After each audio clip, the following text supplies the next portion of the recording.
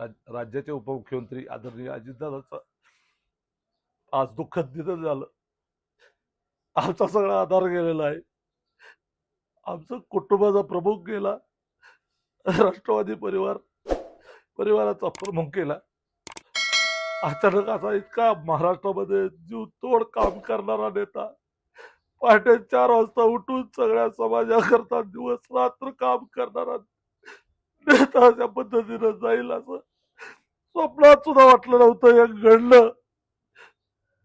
आज आज सगळ्या नुसता तो अजितदादाचा परिवार नव्हता, महाराष्ट्र त्याच्याकडे बघत होता.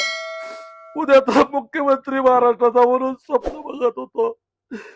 अचानक आज अजितदादा आज ही धक्कादायक बातमी आली. अक्षरशः सगळं कोसळल्यासारखं झालंय. सगळं याच्यातून त्यांचा परिवार, राष्ट्रवादीचा उभ्या महाराष्ट्रातला परिवार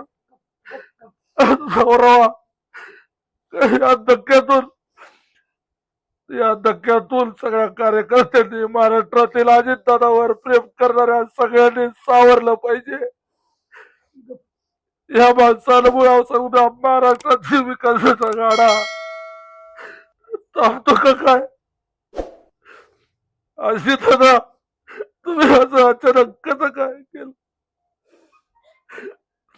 एवढं पहाटे उठून तुम्ही सकाळी एवढं कशासाठी? याची एक्झिट होईल, महाराष्ट्राचं नाही देशाचं नुकसान झालं. इतकं चांगलं काम करणारा मेहनती माणूस या महाराष्ट्राला पुन्हा मिळलेला आहे. या महाराष्ट्रामध्ये पुन्हा असा नेता होलेला आहे.